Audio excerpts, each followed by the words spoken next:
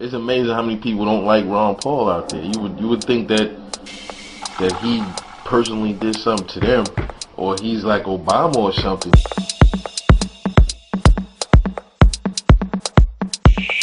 A lot of stuff he says makes perfect sense. Ron Paul's number's up. It's time for him to undergo the smear campaign. They're scared half to death of this Ron Paul thing. They really truly scared that. You know why? Because it's going to undermine the powers that be, and they can't control him. And I tell you what, we need to get a security force around that man. You can't convince me that this man is a racist. Just listen to all the stuff he said.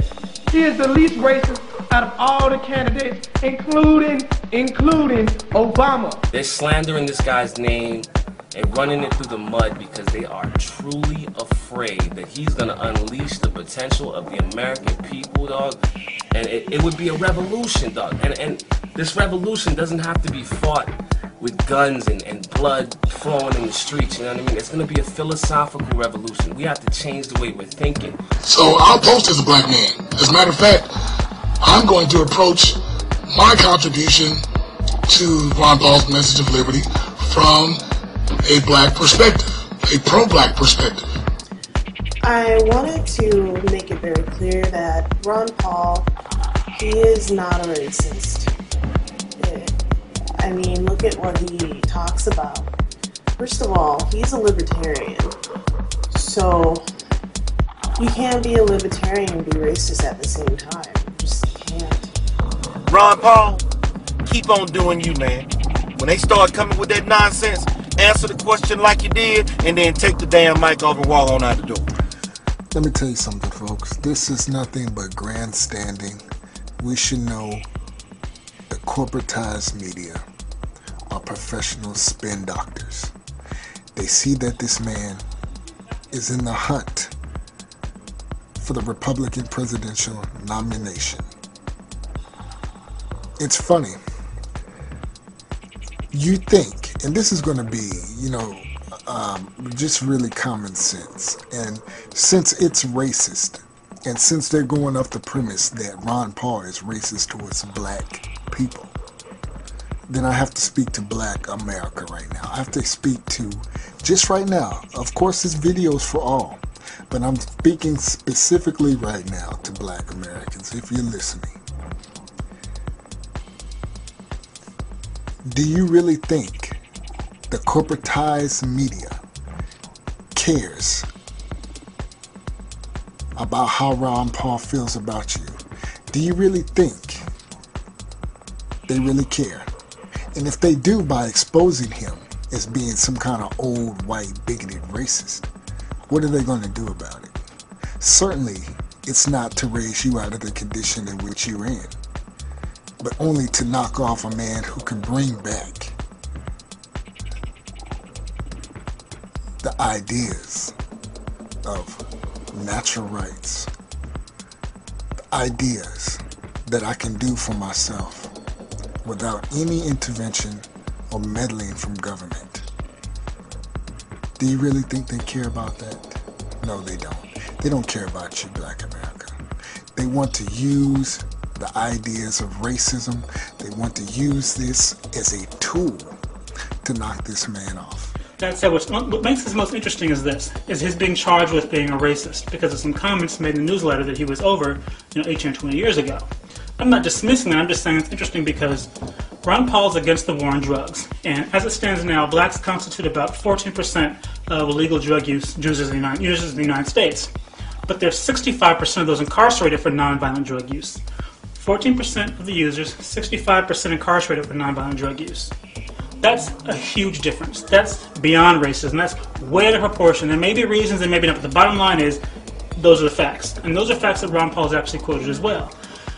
Now, under Ron Paul, what he would like to do is he'd like to end the war on drugs, first of all. What he would also like to do, the biggest part of this, is that he wants to pardon all nonviolent drug users.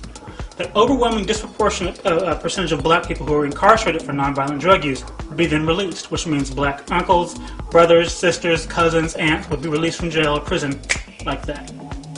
Now, if you want to talk about something someone said under his management of a paper 20 years ago, that's fine, but to me that totally annihilates any claims of racism. But the thing is, even if he did harbor negative feelings or biased feelings or racist feelings, to be honest, I may have a few feelings about certain groups when I sing too. I don't choose to. It might not be the most sophisticated thing, but I think everybody has some group feelings, whether they admit it or not, to an extent. Anybody who's honest does, I would say.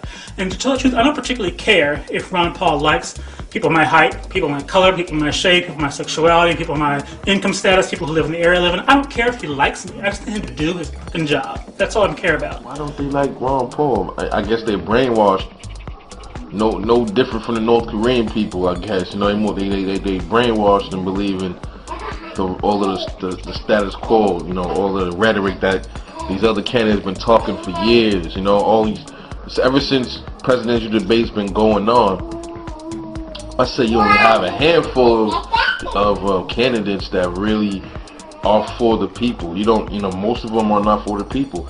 Most of them will say anything to walk into that office. A lot of people say, "Oh, Ron Paul, he seems like he's saying he can say whatever he wants to step in office." And I said, well, I shot the guy another PM. I said, the difference between Ron Paul and the other candidates is he's not saying what they saying. That's how you can differentiate him from the other candidates. They're saying all the same bullshit that Obama been saying. This whole everything is dualism. You know what I mean? Like you watch any type of mainstream news outlet. Everything is dualism. Left versus right. Republican versus Democrat. Christian versus Muslim. You know what I mean? And they're all straying away from the fact that we're all people.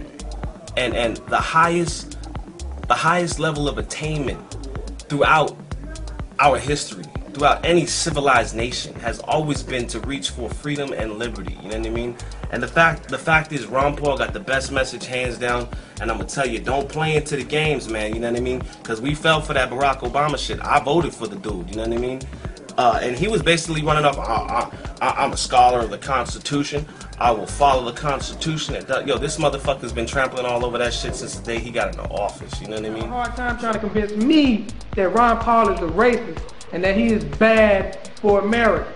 Because, you know, for a while I stopped believing in this voting and all this crap. Because, you know, it looked fraud. And by the way, your media reports, you can tell it's kind of biased. Matter of fact, it's really biased. So I said, man, I don't believe in this crap. After used car salesman Obama came up and just basically crapped on every single body and went against everything he said, I lost hope because I didn't see change. But now Ron Paul, he's making some sense, man. And I can see that this guy, he's legitimate.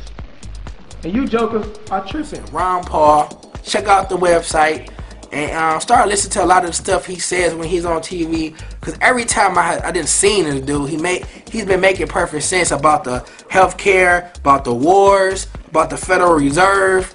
All of this stuff is just on point, man. And I didn't fact check the dude and everything. Everything he has said has been truth. And a lot of stuff Obama has said has been lies. I wanted to talk about what I saw on Fox News about Ron Paul being a spoiler. I'm sorry. I've got to laugh because just the way they say it with such disgust. They make him sound like he's in a box or a carton of eggs in the refrigerator with that.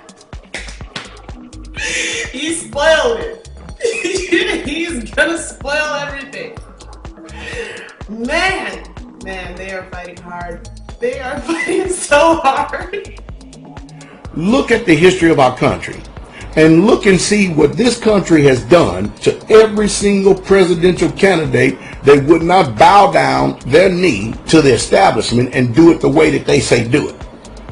Hey, all this warmongering, senseless, useless and stuff. The empire is on the run and is just about at its end. All you black people out there, don't pay attention to this mudslinging stuff. Take a person at their words. Take a person at their words. And then listen to what they say. And then look at the spirit in which these people speak and talk and how they just continue. You know why? Because they don't have nothing else. Rick Romney is a hypocrite. Michelle Bachmann, she need to go on back home somewhere. And her stupid self, she looked just totally idiotic with her fear-mongering. We better get them. We better get them. You know, just stupid thing and stuff. But anyway, I think the establishment is afraid because the whole entire country is waking up. So the more they sling mud at Ron Paul, the more that people, they look and they see, they understand, and then people like me, people like other people who see what goes on, we are able to reach the people who can't read between the lines of what's really truly going on. So to change our thoughts about Ron Paul, it's precisely why you see many YouTube videos of black folks making videos calling Ron Paul a racist, while at the same time not even giving so much as a whim about his constitutional stance on issues like economic reform, gun rights, personal and natural rights. The very things that can get the very people he's accused of being racist of out of the situation in which they have found themselves in. It's funny. All one has to do is follow the trail of deceit by this corporate media. That's why I say this man is not a racist. He may sound wacky to the average American because he actually makes sense. Peace.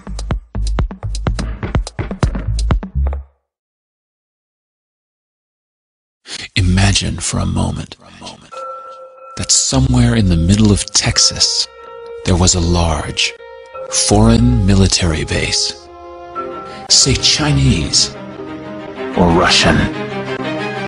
Imagine that thousands of armed foreign troops were constantly patrolling American streets in military vehicles.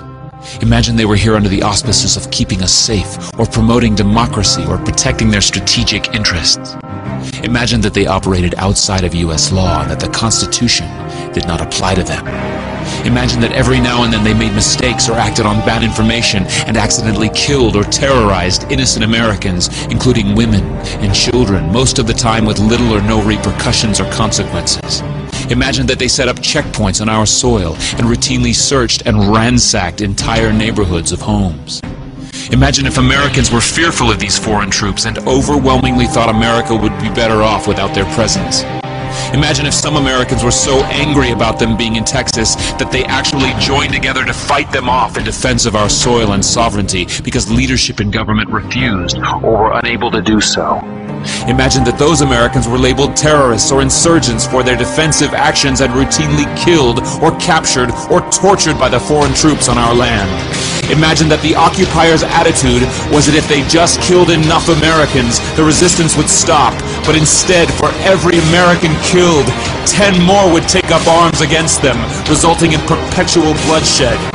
Imagine if most of the citizens of the foreign land also wanted these troops to return home. Imagine if they elected a leader who promised to bring them home and put an end to this horror. Imagine if that leader changed his mind once he took office. The reality is that our military presence on foreign soil is as offensive to the people that live there as armed Chinese troops would be if they were stationed in Texas. Shutting down military bases and seeking to deal with other nations with threats and violence is not isolationism. It is the opposite. Opening ourselves up to friendship, honest trade, and diplomacy is the foreign policy of peace and prosperity. It is the only foreign policy that will not bankrupt us in the short order, as our current actions most definitely will. I share the disappointment of the American people in the foreign policy rhetoric coming from the administration.